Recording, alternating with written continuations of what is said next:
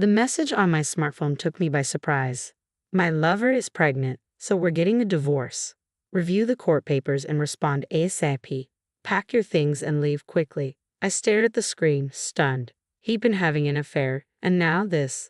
The news of a pregnancy. I tried calling him repeatedly, but he never answered. All I could manage was a simple yes. A month later, after moving out and without saying anything further, I began receiving persistent calls from my ex-husband, whom I had not spoken to since. Despite having nothing left to discuss, I felt compelled to respond. When I finally did, he erupted into rage, screaming at me. Meanwhile, my life with my husband Mark and my mother-in-law had been surprisingly smooth. I had always thought mother-in-law issues were a fictional trope, but I came to appreciate just how wonderful mine was. I heard my coworkers complain about their in-laws and realized how fortunate I was. I made an effort to treat her with more respect and care. When my mother-in-law fell ill and was hospitalized, I started working from home to care for her. Initially, Mark was supposed to be the primary caregiver, but it fell to me. She would smile apologetically in the hospital, saying, "Thank you for everything. I'm sorry for being a burden. I wish she could be happy instead." I truly loved her. We'd shared close moments over tea, movies, and shopping. She often joked about my husband, saying he lacked compassion, though it was clear she said it with a hint of loneliness. "He just lies around when he comes home from work," she'd say. "I'll give him a lecture when I get out." Unfortunately, she never had the chance and passed away. After the funeral, I found myself alone at home, reminiscing about her. Her portrait showed her smiling peacefully, but her absence left a void in my heart. My husband hadn't returned home since the funeral, and he hadn't even visited his mother in her final days. There was nothing left to discuss with him, but I felt a deep sadness for my mother-in-law who had left this world without seeing her son one last time. Determined to confront Mark, I tried to locate him. He barely responded to emails and hung up when I called. It wasn't just about reminiscing. There were many unresolved issues between us that needed to be addressed. My voice echoed in the empty house as I waited for him to return. My phone vibrated with a new email notification. It was from Mark. I opened the email, half expecting the same message. "My mistress is pregnant, so I want a divorce. Review the court papers and respond ASAP. Pack your things and leave quickly." I read the message in disbelief. Was this the same woman he was having an affair with? "I can't believe it. She's pregnant." The message on my smartphone left me stunned. I repeatedly tried to reach Nick, but no matter how many times I called, he didn't answer. When the call connected, I only got a recorded message. After 20 years of marriage, was it really ending like this with just one email? As I listened to the dial tone, tears began to overflow. I couldn't hold back my sobs any longer and gave up on the call, throwing my smartphone aside in despair.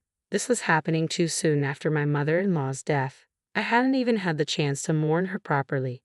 I tried contacting Nick repeatedly after that, but he never responded. Not to my calls, not to my emails. It seemed our relationship was truly over. We never had any significant conversations about what was happening. I had simply replied yes to his email and left the house.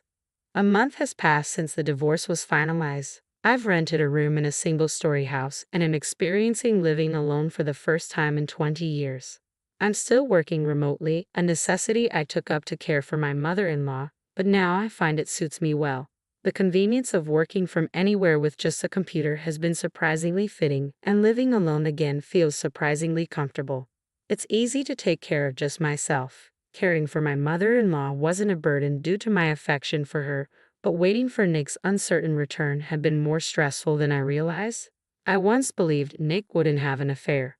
Friends had asked if I had doubts about him, but I laughed it off, thinking he wasn't the type. Now, I've painfully realized that people change.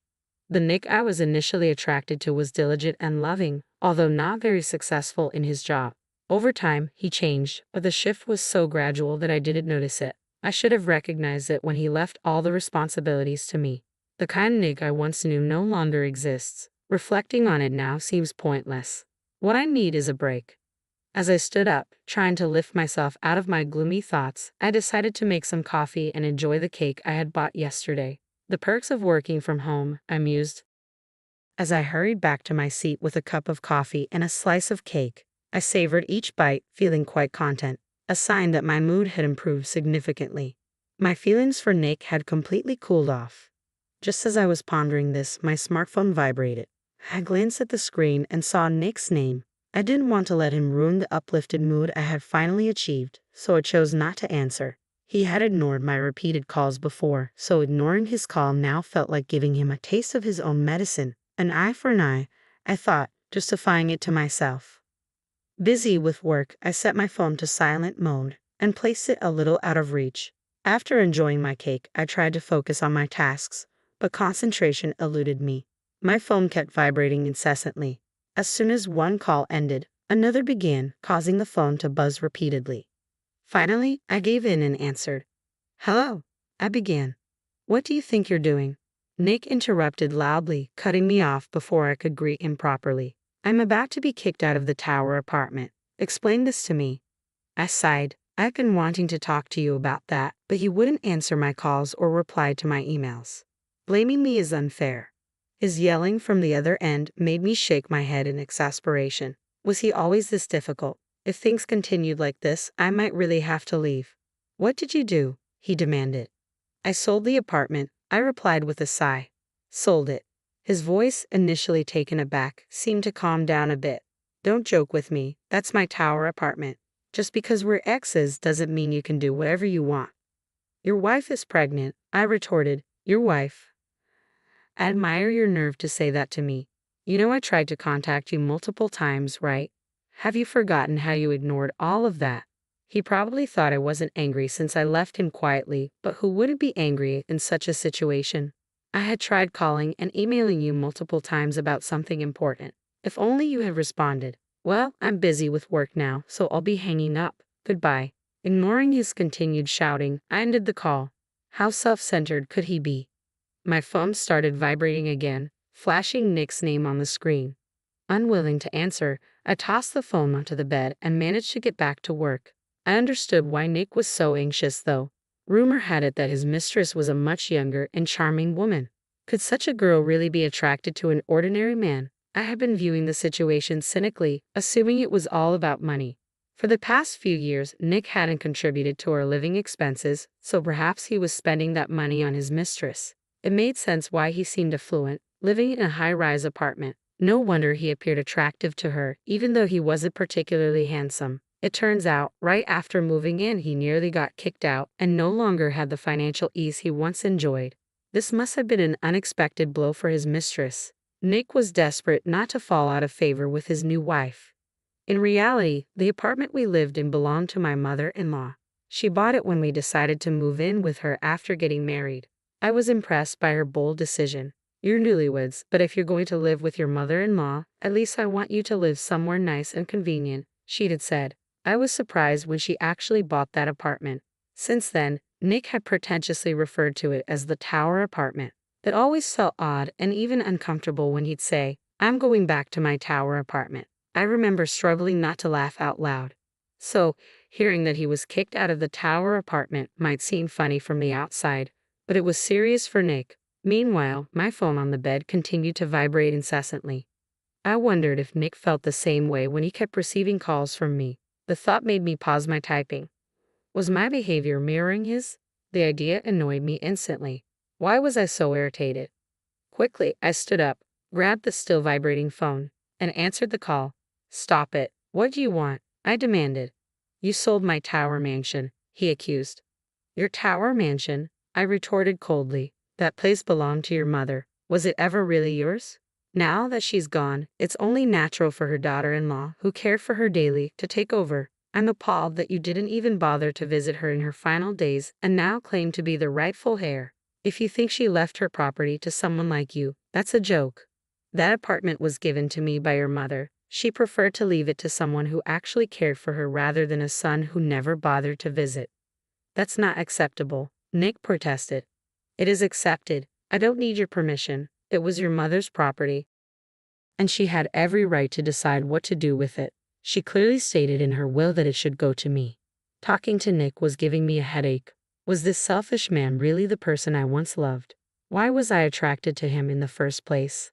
His irresponsible behavior over the past few years had deeply saddened his mother. He refused to contribute financially to the household, broke promises, and complained about my housework.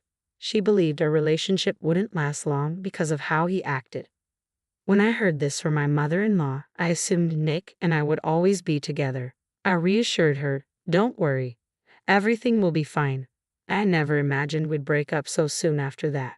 She told me, "After you split up, you can either keep the place or sell it. Do whatever you think is best." It was even written in her will. "Stop lying. You must have made that up yourself," Nick shouted. I was frustrated with Nick's constant yelling and lack of consideration. I had tried to communicate properly, but he ignored my messages and simply sent an email asking for a divorce. So I decided to leave and sell the place. "You could have just emailed me about it," I said, tapping my itching temples. I sighed deeply. Did I really need to politely explain to a man who offloaded his parents' care to others and had an affair, via an email he might not even read, that he should reflect on his own actions? His attitude was unbearable. "You should really take a moment to reflect on your behavior," I said, trying to stay calm. "Maybe now you understand how your actions led to this. And one more thing." Before I could finish, Nick hung up, as usual, cutting me off. There was still important information I hadn't shared, but his selfishness always took over. Even though I said it was important, it wasn't really crucial to me, and I knew I shouldn't get too involved in his affairs. After all, Nick was a stranger to me now. The phone went silent, and I was finally able to focus on my work. About 6 months later, as I stood at my mother-in-law's grave, I reflected on selling the apartment. "I'm sorry for selling something you left me, but I'm truly grateful for what you did," I said softly. As I was leaving, I found myself wondering about my ex-husband and his new partner. They must have moved out after the sale of the apartment, but it wasn't my concern anymore. Feeling a bit lonely, I began my journey back home. On the way, I unexpectedly ran into a familiar face. As I suspected, he noticed me and approached, his steps heavy with anger. Behind him, a woman carried a baby. "You made us move into a rundown flat. You got money from selling the luxury apartment. Give me some of it," he demanded. "So, you're still married despite everything?" I responded with a hint of sarcasm. "It's not my fault you're living in a shabby flat. Given your income, it's only fitting you live somewhere like that." The high-rise apartment was an exception. I turned to his young wife. "You really missed out. You were drawn to his wealth, but now he's just an ordinary man," I added, unable to hold back the harsh words. I couldn't help but feel cynical. If you hand over the money, everything will be solved. But it's pitiful for Naomi and the child, don't you think? "Yes, I'm postpartum and not feeling my best," Naomi said, her voice tinged with sadness. "It's just too disheartening to have to live in such a dreadful place, especially for this child." I understood her frustration, given the context. It made sense now, hearing her words from someone who might have an affair. Indeed, it must be a traumatic experience for the child to have you as a parent. "If you want to improve your living conditions," I said, "why not look for a part-time job? You need to live within your means." Their eyes widened in surprise, and they protested vehemently. They argued that a high-rise apartment lifestyle suited them, but I wasn't inclined to listen to all their excuses. From what I gathered, they seemed to overestimate their situation. Despite already living in a modest flat, they had such inflated self-esteem. "How honorable can someone who has an affair really be?" I asked, my voice unexpectedly cold and sharp. "First of all, do you even realize that today is your mother's death anniversary? And yet, here you are, making demands." When I glared at him, he retorted, his voice trembling, "But I can't help it. I don't know your address." "Stop being so shameless," I snapped. "This is pitiful. Even the worst person who had an affair might have been forgiven if they showed some compassion for the deceased." Taking a deep breath, I glanced at Naomi and the baby she was holding before turning back to Nick. "There's something important we need to discuss," I said, ready to address the issues at hand. I hadn't had the chance to fully explain before Nick cut me off during our last call. There was something important about that baby I needed to address. There's a strong possibility it might not be his child. Nick's anger flared up again. "Don't say such ridiculous things. You think you can just say whatever you want." His voice was heated, but he was clearly rattled. In contrast, Naomi's face had gone pale, showing unmistakable concern. "It's clear to anyone that we couldn't have children," I continued. "That's why I had it checked out. I wanted a child, so I saw a doctor, but they found no issues with me. I asked you multiple times to go to the hospital, but you never went. So what are you implying?" But it's my fault because there's nothing wrong with me. Nick's mocking smile only deepened my frustration. Of course, there's more to the story. You had a high fever as a child, didn't you? Your mother told me that could have caused your infertility. What are you talking about? Nick demanded. The reason your mother gave me the apartment wasn't just gratitude for living there, I explained. There was a bigger reason. It was out of guilt. She felt it was her fault you couldn't have children. She apologized to me for not being able to give me grandchildren. It's not confirmed that your infertility is the cause, but maybe you should consider getting a DNA test done. Nick, who had been listening quietly, lost all his initial momentum. In a somber tone, he told Naomi, "Let's go," and started walking away. As I watched him leave, I remembered something crucial and called out, "Oh, and I'll be demanding alimony for the mental distress, just so you know." With those final words, it felt like the whole ordeal was coming to a close. Several months later, my busy schedule made me answer a call without checking the screen. "It's me. Are you doing well?" Nick's voice came through. Confused, I realized it was Nick calling. "What do you want?" "I'm busy." "Listen, that baby isn't mine." I had doubts about it myself. I realized this because of our conversation. I've divorced Naomi, so how about we start over? His attempt at a reconciliation seemed utterly unrealistic. I chuckled lightly. Reconciling after an affair? That's unthinkable. I can tell you're probably struggling living alone and just want to rely on me. I might consider hiring you as my secretary. My affection for Nick had vanished completely, but he was still the only son of my mother-in-law. I thought I was being as generous as possible, but Nick wasn't pleased. "Are you mocking me? Being your secretary? This is your last chance for reconciliation."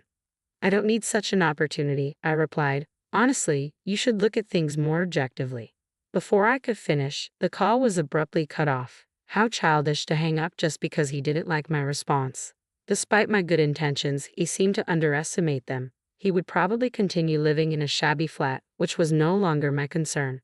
After blocking all contact with Nick, I returned to my work. I had started a new business with the funds from selling the apartment, establishing a company to support my livelihood. My experience in caring for my mother-in-law and my natural business acumen paid off. The business grew rapidly, and I now had a team of staff members.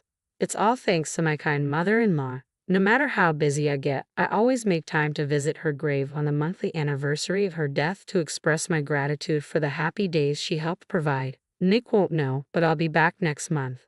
With renewed enthusiasm, I focus on my work, determined to make the most of my new life.